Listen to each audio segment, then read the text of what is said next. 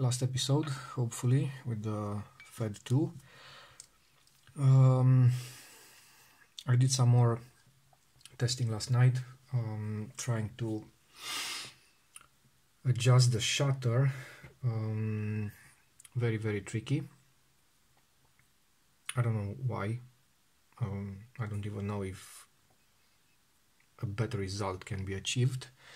And seeing that my shutter tester gives odd results, meaning whatever I did, there was a discrepancy between the two curtains.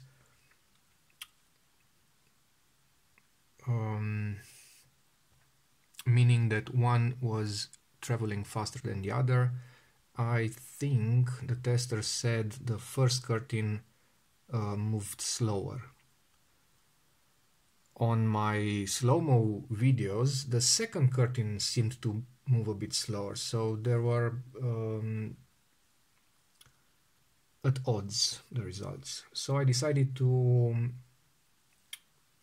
change the way I test the shutter a bit, meaning I went for the digital route, and that means comparing the results of this shutter against a known baseline, and the baseline is my Fuji XE3. I wish it was XE4. So Fuji XE3, and I compared all shutter speeds against the Fuji, and they are close enough. They are not 100% identical, but they are close enough to be totally functional. And how you do that? Well, first of all, set this on B. So put it on B, open the shutter, keep it open, take your digital camera. This would be my digital camera for today. Have an evenly lit and evenly textured and colored subject in front. For instance, a wall, a door. It doesn't really matter what it is, as long as it's uniform. So same color, same texture. I used a sheet of A4 paper glued to a door and lit by a ring light with continuous light. Then set the digital for the shutter speed that you want to test. In my case, that was 500th of a second, and then adjust aperture and ISO in such a way that the exposure, so you're basically taking a picture through the film gate, right? So place the camera that needs to be tested with the shutter open. Digital camera manual focus is the best because it won't focus on a white door anyway. Place it with the lens sticking through the film gate. The only caveat is that it will not necessarily record the corners. In order to get the corners, you'd have to space them a bit more, and in that case you would be actually recording parts of the film gate. So I decided to just put it as close as possible, because I don't really care about the corners. As long as I have the edges as much as possible, that's good enough, because I'm interested to see if there's any fall off, so one curtain moves slower or faster than the other, and overall exposure compared to the baseline. Alright, so put them as such. Take one image with the digital camera, set the exposure so that the image on the histogram is right on the middle of the histogram, so basically zero exposure compensation. Given the fact that you are taking a picture of in my case, a white piece of paper, the entire histogram was condensed in that middle area for, I don't know, half a stop, something like that. Then set the digital, keeping the same aperture and ISO, set the digital camera to B,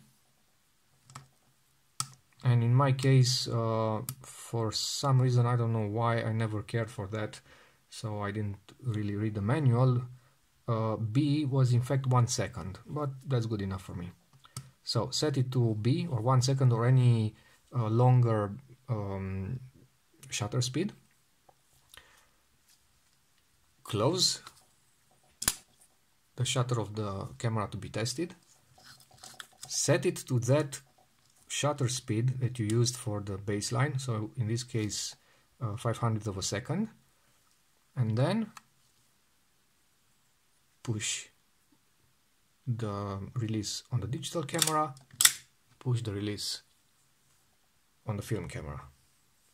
And now you have two images, one that was shot at 1/500th of a second through the open film gate, and another one shot at 1 second but with a closed shutter that will open during that 1 second for 500th of a second.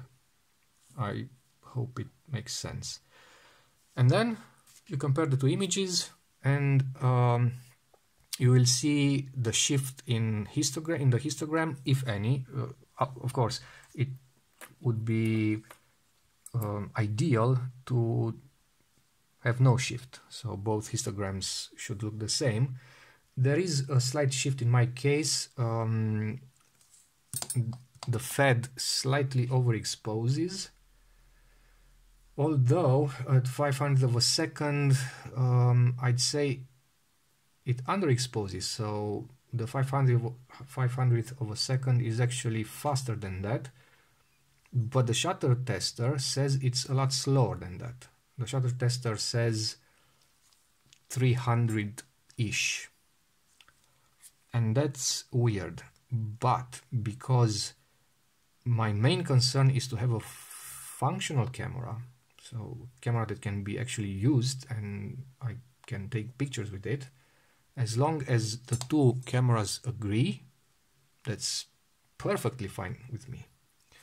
And I've seen this discussion on various threads and topics that the ISO doesn't match, the ISO on the digital camera doesn't match the ASA on the film. Well, no, yeah, that's true. There is a slight mismatch, but it doesn't matter, because you're not, when you're doing this test, you're not shooting film, you are shooting a digital camera.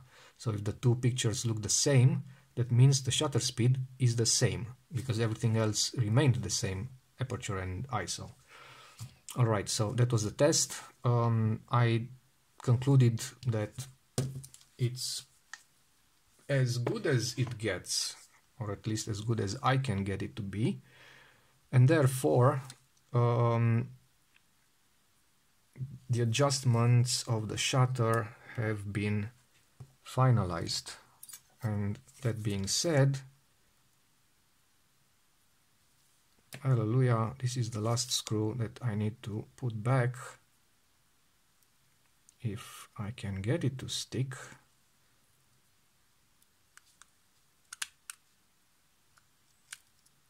Oh, come on.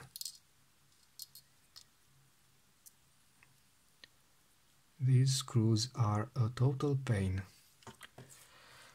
and I totally hate them. And I see people complaining about Phillips and JIS screws. Oh, those are a blessing compared to these ones. Anyway, so that was my activity for last night.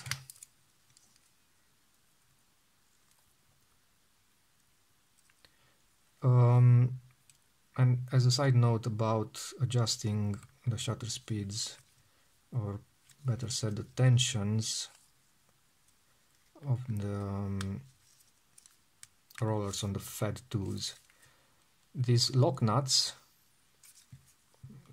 just a second, okay,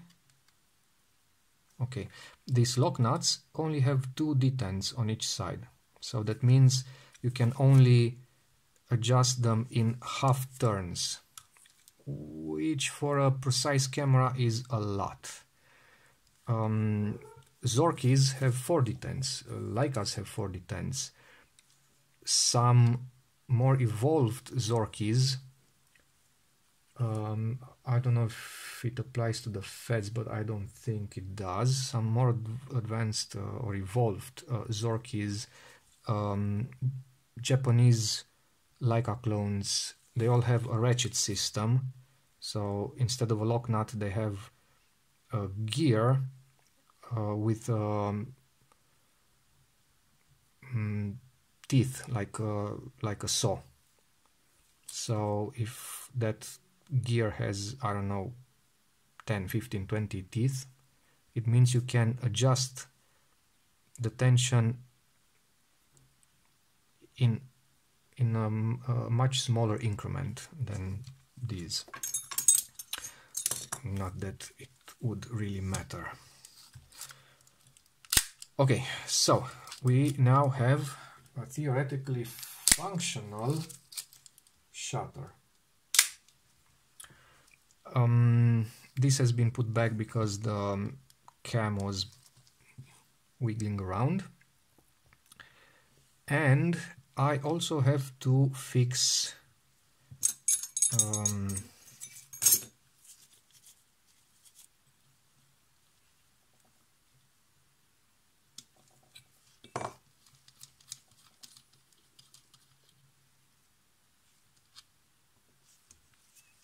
this. I have to make it stick in place, and this disc is kept in place, so it's connected to the shaft through a pin, not a pin, a screw, this screw. And this screw is so degraded, so this slit for the screwdriver is so degraded that I feared it would break, or at least strip, if I were to pull it on and off several times. So I decided to improvise, and this is an improvisation that I already did with this other fed. It's true, I didn't use it. I didn't really use it much, but I think it should last without much problems. And that improvisation is this.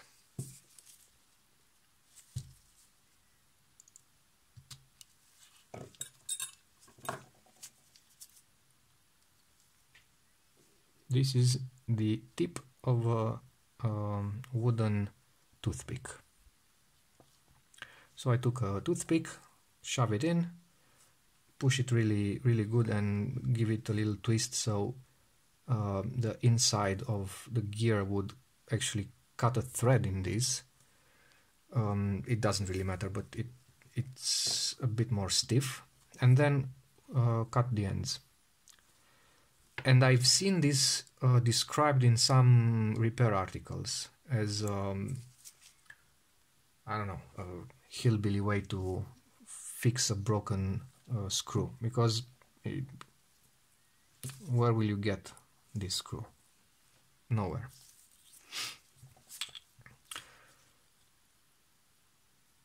The forces applied to the gear are so small that this wooden piece of this piece of wooden stick has no reasons to break, so that's just fine. Okay, so this one goes out.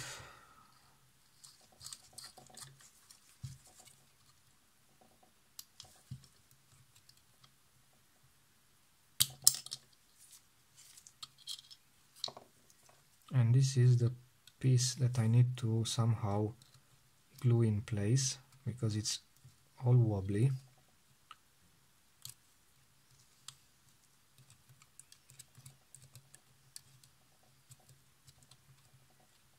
Come on, get out. Alright.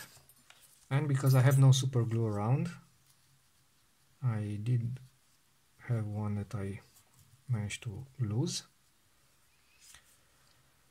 I decided I could actually use thread lock. It's a medium strength, probably better used in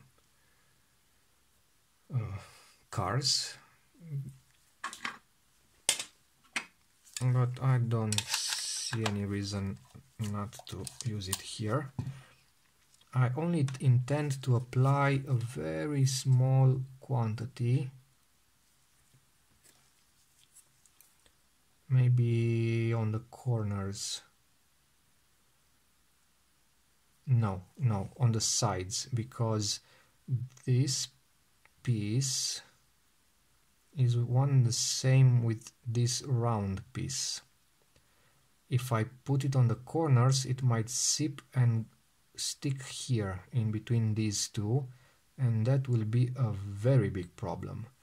If I apply it here, it should do the job, and if the quantity is small enough, it will not go beyond the outer circumference of the gear, or at least that's how the story goes.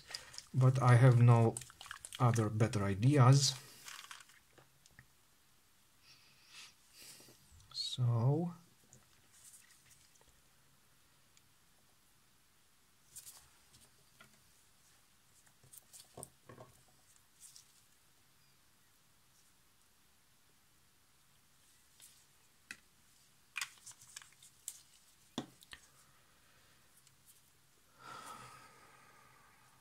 here it goes.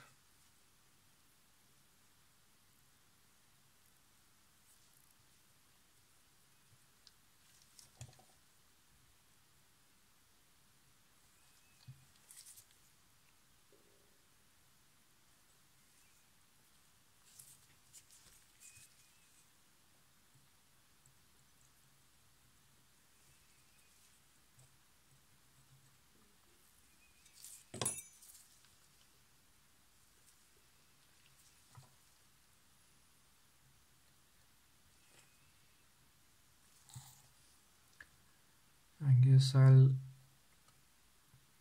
see tomorrow morning if I was right or wrong.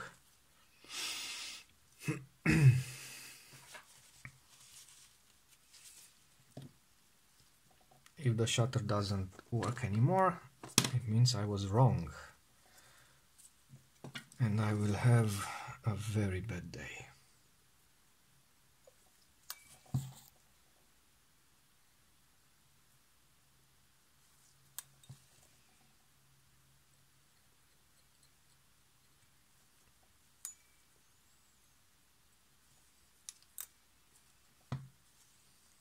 Of course, it might not be enough, but I guess time will tell.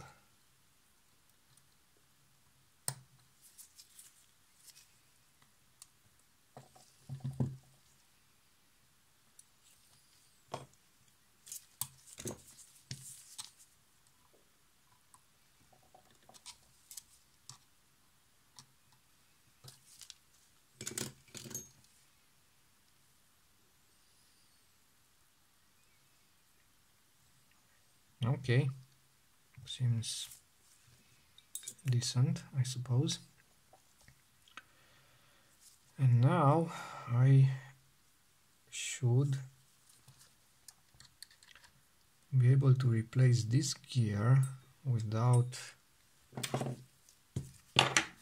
needing to remove it again, I hope.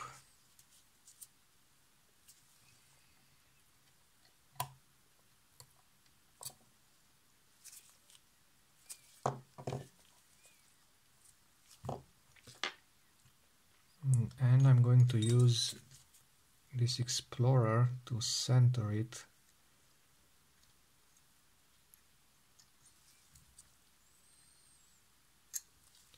Because if it is not centered,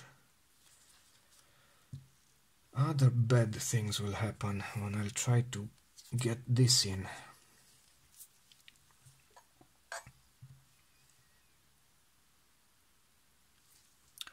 And I think I'll try to put it back from this angle, so I don't have to unwind the shutter and recock it, because that will make this one move, and I would like it to be still in order for that thread lock to harden.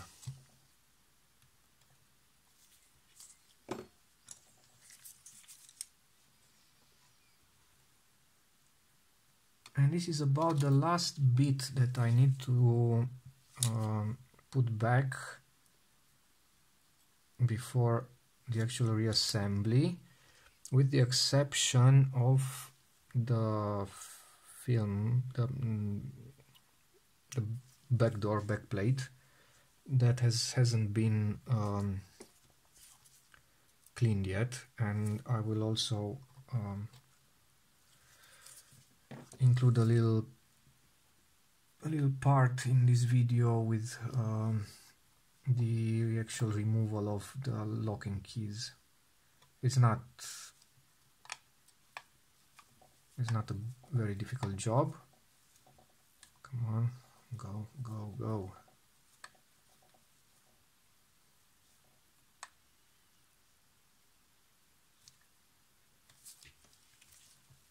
All right. It went in. I need to make sure the ends aren't sticking, and they are, because if they are sticking, this little piece won't go past the screw.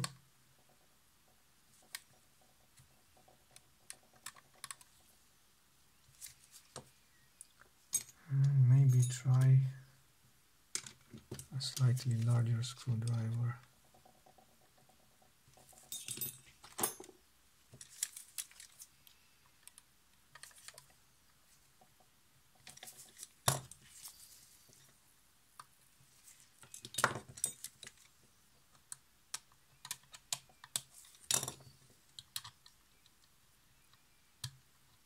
Okay, it works, but I think that's that. That is the end of this screw. I don't think I'll be able to take it out and put it back again. Maybe I could take it out once, and that would be that. So hopefully my job here is done. And if it's not, then I will have a wooden stick keeping it in place. I wouldn't really mind. After all, this is not a Leica, so as long as it works.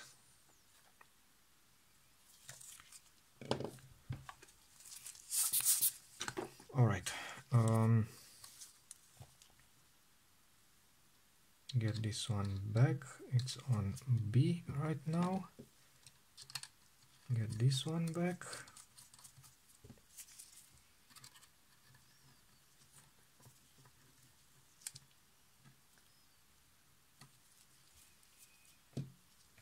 And get this one back.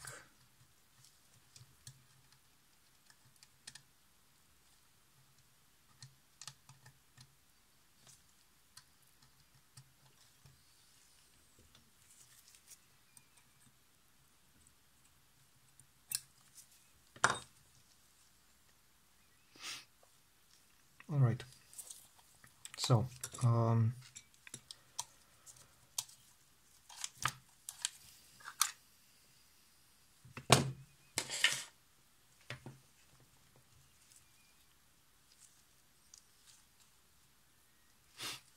locking keys. In this camera, the locking keys are held in place by two little pins, one on each key, and the pins go from here to here, so they go straight through the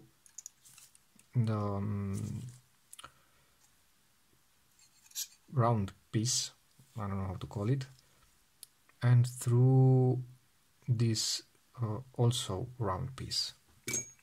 Anyway, in order to take them out, I use this. This is a curette or scaler used in dentistry, and I push the pin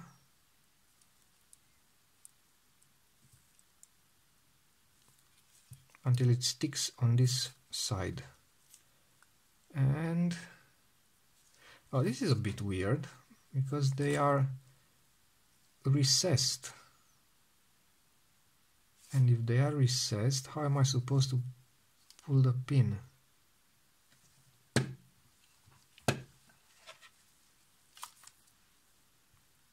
See? This one has these slanted parts. This one doesn't. How the hell did they put that pin in?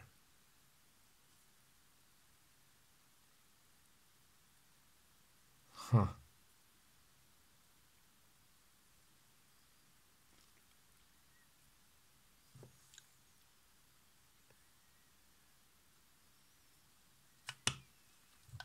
But this one has a couple of screws here that this one doesn't have. Yep. So it might be a different system. For instance, in the Fed 5, they used a pair of circlips, one for each key, that would keep everything in place. So let's see what happens if I take this out.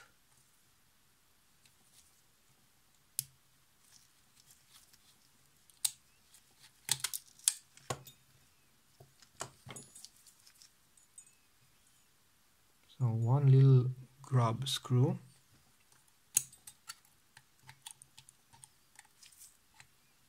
and nothing happens.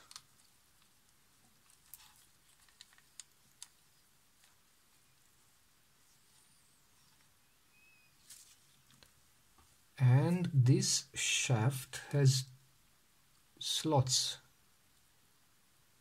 and those slots are probably made to receive a screwdriver, otherwise why would there be slots? And this little grub screw is probably there just to prevent a screwdriver from going in. But this is just a supposition, it's the first time I see this system. Let's see if anything happens.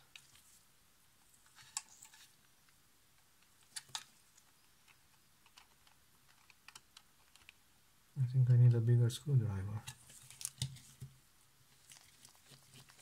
Ha!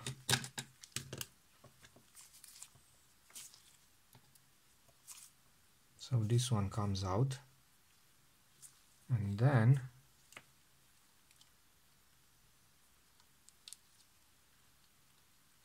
this comes out.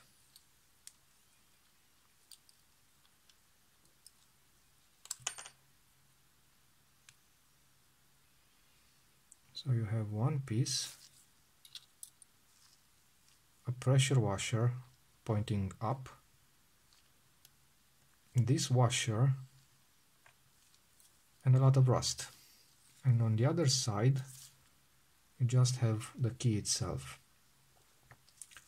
And probably this is also a washer, because it certainly looks like one. Yep. one washer, the key, and the good old Russian grime. Alright, this one simply pops off and reveals a piece of old Russian film. I'm kidding, it could be anything, but it's film. Then another piece fell off, which goes here, and then if you do the same with the other key, this can be unscrewed and this whole aluminium bottom part comes off. So actually the back plate, the back door is one door, aluminium or something, and this chrome or chromed trim. And I will separate them because there's probably a lot of dirt between them. Okay, but before I separate them, I will also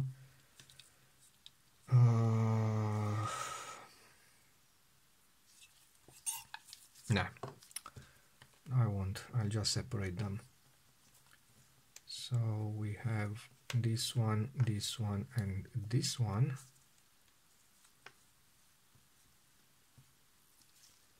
And then we have this and this, this and this. And this one is actually the last one. And of course, the pin does come out.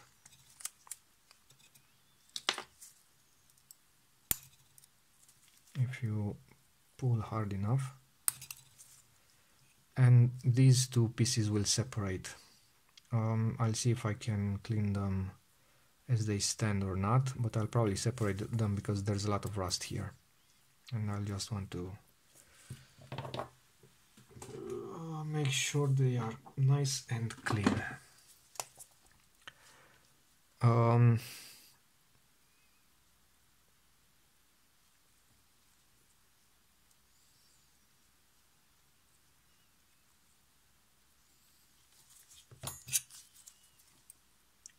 This central part has a little claw.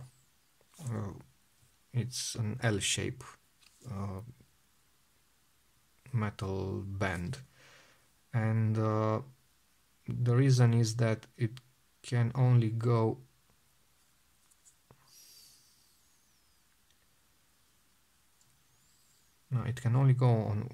on one side, so it will lay flat on one side and it will lock on the other.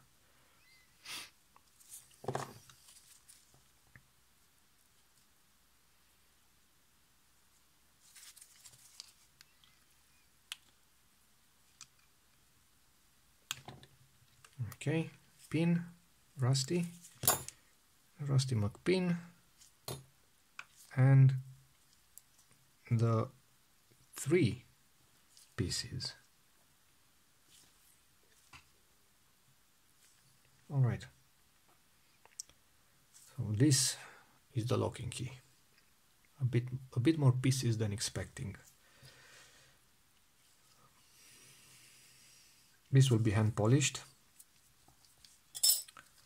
And now I need to get out the other key.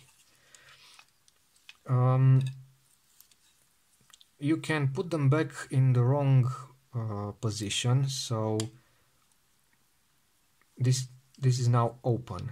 When it's open, you can't lay this flat. When you close it, it only goes that way. If you put it 180 degrees the wrong way, it will close when it's open, and it will stay up when it's closed. And if that happens, you just have to take this one out, rotate it and put it back. And this one, so you have this little piece which is symmetrical, that goes in this little piece, and it can only go in one way, so that these two holes align. Alright, and this little piece that can only go one way, like this, because you can't put it the other way around because there's no slot. So it's not such a big philosophy, because in theory they can only go back in one specific way. Alright, I'll take this one out as well, clean everything, clean this, clean this, polish this, and put them back together.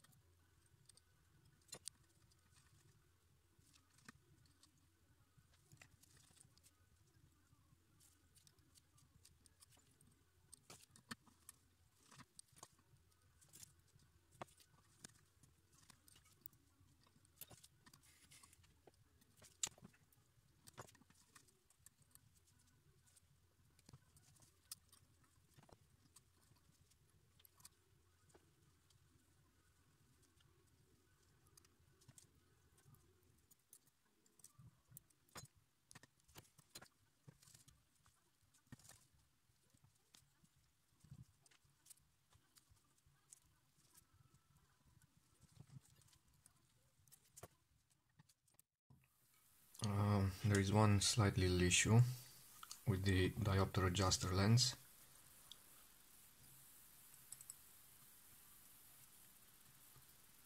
It's wobbly, and I've seen this in Zorky 4s. Difference being that in the Zorky it's a lot more obvious because of the size of the viewfinder. So being a much larger size and a much better magnification, that wobbliness can be perceived quite a lot, even when shaking the camera or moving the camera around. What I did in the Zorky, and will also attempt on this one, is to use, this is Teflon cooking tape, used to, I don't know, put food in the oven on this, and it's quite thin, and I will try to cut a rectangular piece the shape of this cutout under the lens, stick it in with some double tape, and that should increase, or actually it will decrease the gap between the body and the lens itself, and it will also improve the tactile feeling of this, because, just a second, so this one is out, this one is out, because this surface here is extremely rough, and given the shape of the cutout and the fact that it's an indentation in the body, polishing it is very difficult. Also, this sometimes is rough. In this case it's okay, so I'll just try to make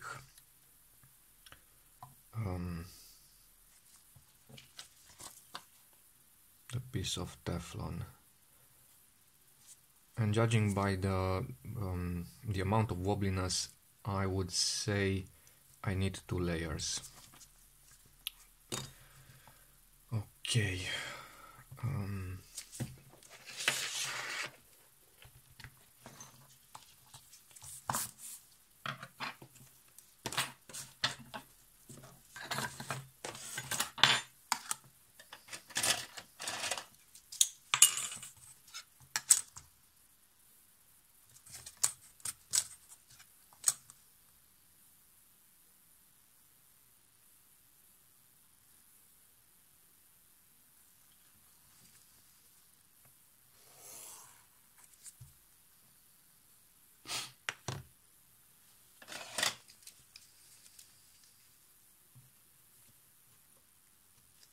So it's roughly 8.5, I'll cut it at 8. So it has a bit of room.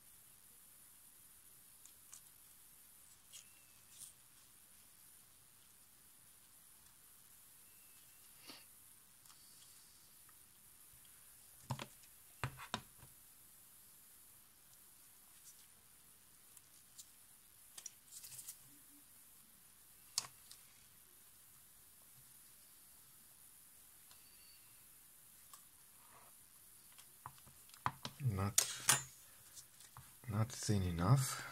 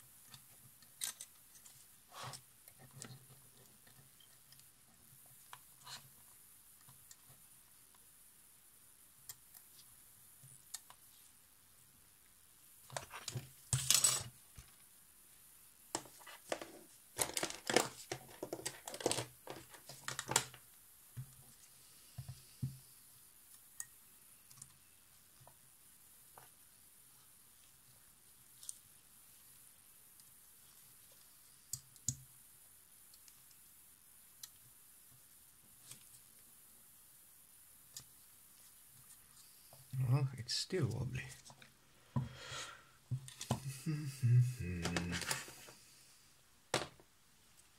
It's a bit of a trial and error method because it's quite difficult to measure the exact gap. So I'll just try to add one more. I don't think more than 3 is okay. And I should also on one hand put the prism back and screw it in so that it presses down with the exact force that is used when the camera is assembled, and on the other hand account for whatever I'll use to glue it in place, and that whatever is in fact double-side tape, which has a considerable thickness compared to the Teflon itself. So 3 layers of Teflon means 3 layers of double-side tape, and that will increase the thickness quite a lot.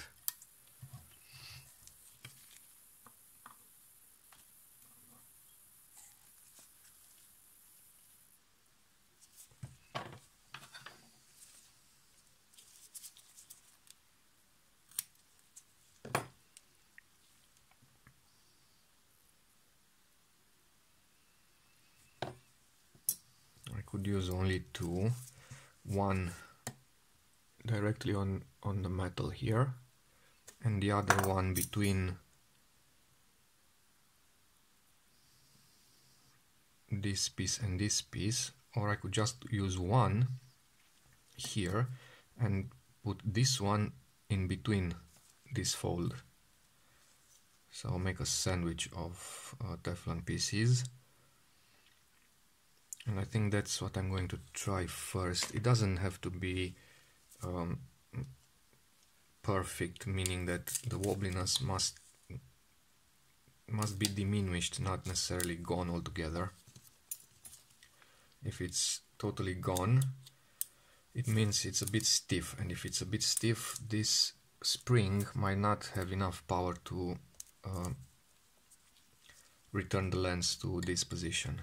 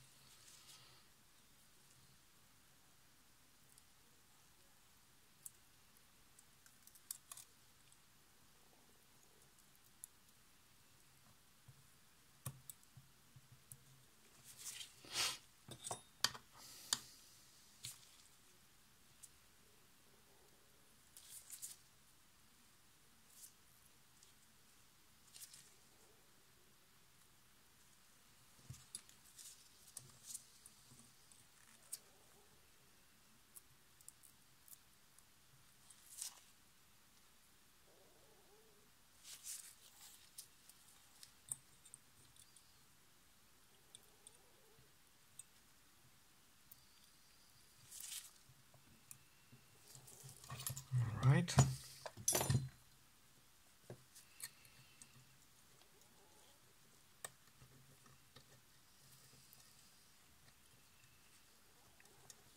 Lens back. This little cover, and now the prism.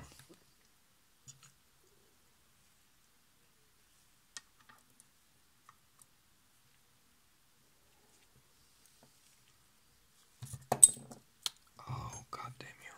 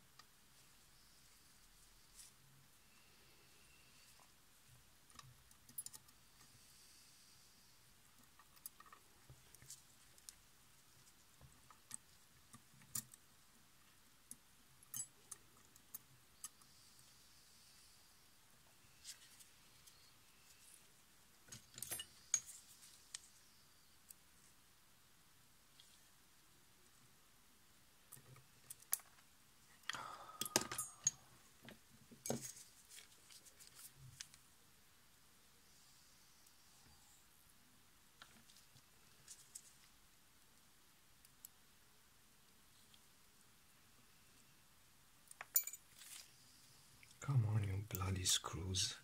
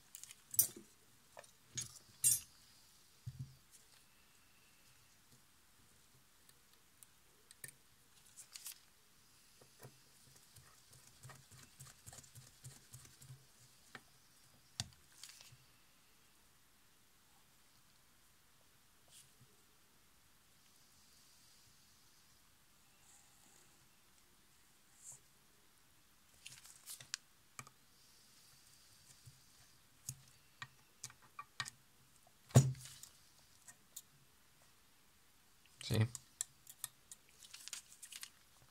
3 is too much. 3 is too much, so I will take out the sheet in between.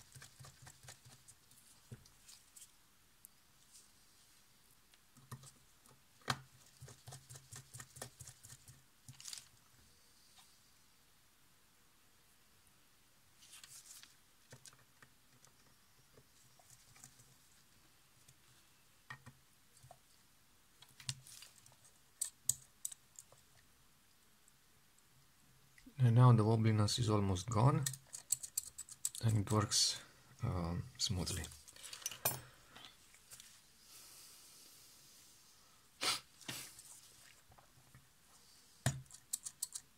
The Teflon is a very sturdy material. It shouldn't degrade over time.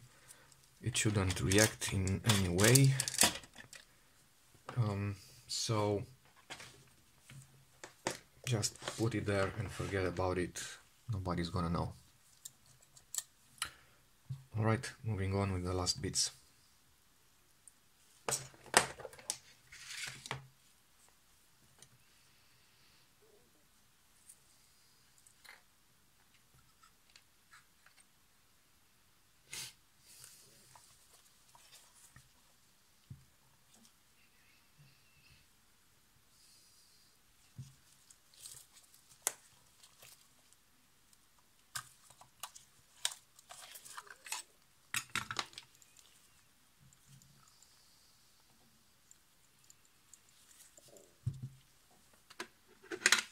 And one more thing, I painted this part in black using a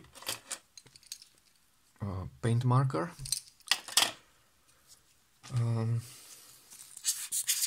In order to cut out any reflections given by the top plate into the viewfinder, because all this space is empty. So in theory, any stray light that gets inside could bounce back.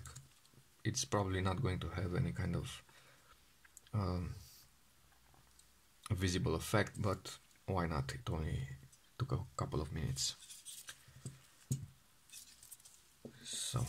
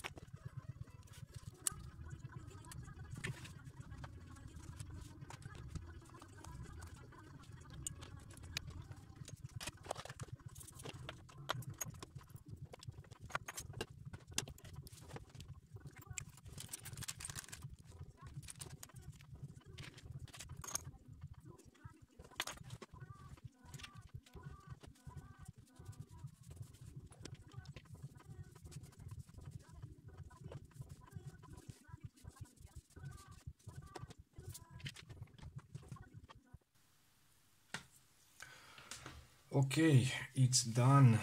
I hope, I think. I still had to adjust the rangefinder.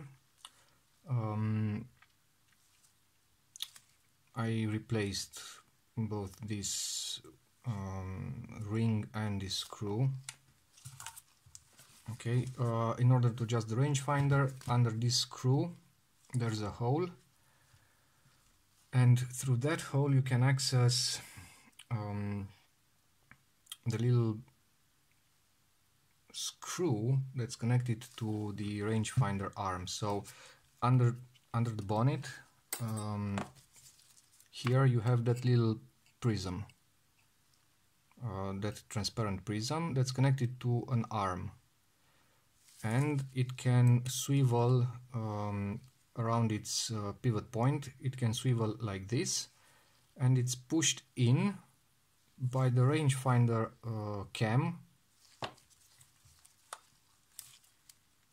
that is driven by the lens. So the rangefinder cam, when pushed in, will also push on that arm that will swivel this prism. So this is the horizontal alignment. When I'll take this off, there will be a very small hole that goes through the little spring that is between the body and that rangefinder arm. That's the rangefinder arm, and this is the rangefinder cam. Let's agree on that. All right. In order to adjust it, you will need a very fine screwdriver. This was initially a 1.5 by 40, but I had to, so 1.5 millimeters across and 40 millimeters this active part, I think. Anyhow, it was all bent and broken, so I did some grinding, and I also decreased this diameter. So this diameter, now it's smaller than this, they used to be equal, in order to be able to go through that little hole. Alright, so this is horizontal, and this is the vertical adjustment. There is an outer ring that keeps this lens in place, and this lens is actually a very shallow prism, and there's an inner ring that will rotate this prism, and by rotating it you can adjust the vertical adjustment for the rangefinder patch. I'll do that tomorrow in broad daylight on something very, very far away, an infinity object. This is the lens that came with the camera, and it's a bit weird. I don't really understand why, because I took it apart and put it back. It was like this from the very beginning. This points up. I don't know what's the trick with it. It should be pointing somewhere around here, like this.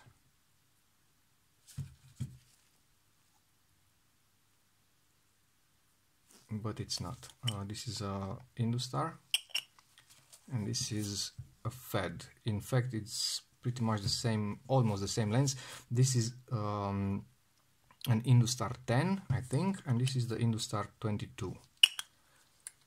And then there's the Industar 50, and then there's an Industar 61, an Industar 26M, 61LD, the radioactive one. Anyhow, yeah, this little buster fought me until the very end. So there were quite some hours behind the scenes or off the record, so hours that I didn't record because it would have been a total boredom.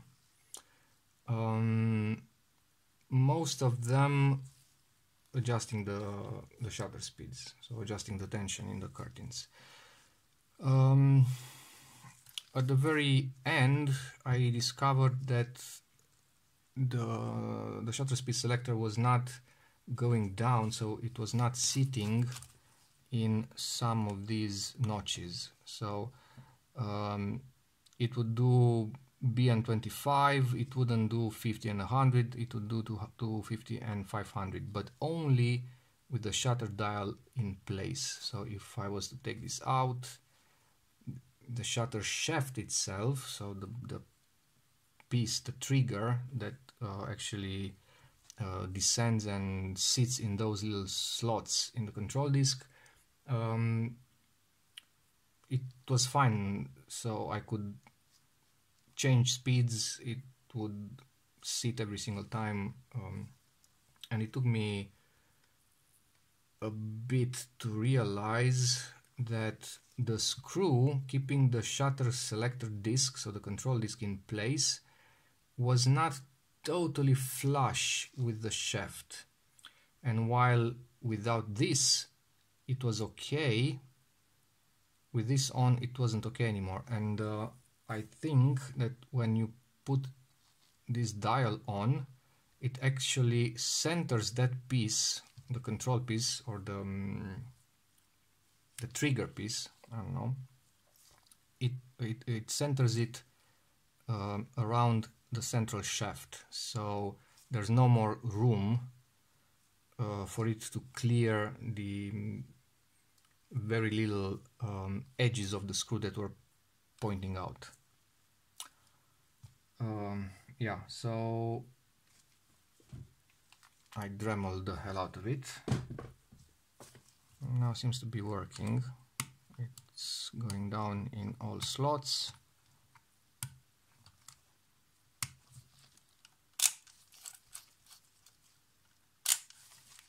It has a nice shutter sound. So this is 50th of a second, equivalent to 60th of a second on this one. Let's see how they compare. So old, new. This is a bit louder. I don't know if the difference in loudness is due to higher tension in the curtains of this one, or it's simply just because they are two different cameras. This is a newer model with this bigger mushroom shaped winding dial, much nicer to use. Even this pattern is a bit less hard on the fingers than this one, and this one also winds easier and more quiet. I don't know why, because I certainly polished this one a lot more than this one. So it might be simply a matter of small differences in production, small differences altogether, in the sense of an evolution. But that's okay. This one does have some issues. One of the issues is the fact that I did not glue the curtains correctly, and that little prong, so the latch of the second curtain, is too far to the left, and that means that sometimes the second shutter, the second curtain, is not stopped by the brake. and that means ruined exposures. And also because of this, I think it's not willing to do B. See, that was 30th. Now it does B. So it only does B, see, when he wants it to do it. I don't really know why. It's most likely due to the curtain placement. I'll open this up again someday, because this one has a sentimental value, and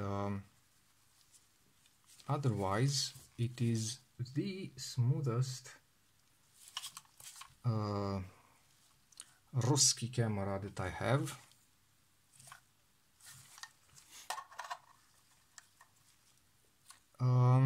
And does a surprisingly good pair with this little piece of aluminium, which in fact is a very decent lens.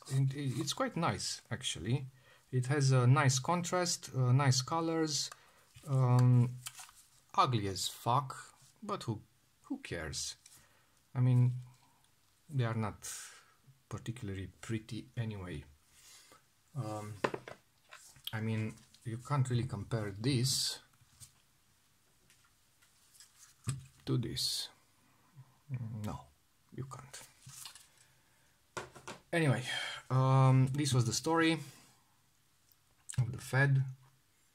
I learned some new tricks. It was a long story, and I guess this is what a total overhaul, if I'm allowed to call it that, this is what a total overhaul means in hours of labor and I don't know, patience tested. I wouldn't do this to most other cameras, because most other cameras are a lot more complicated. This is as simple as it gets.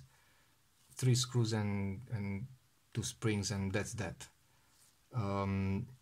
This is a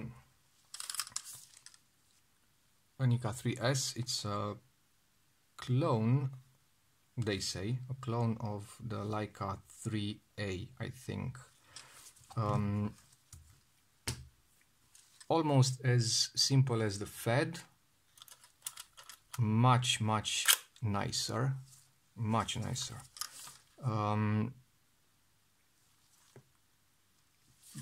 But they are in a different price bracket. These are a lot harder to find. Still easy, but harder than a Fed.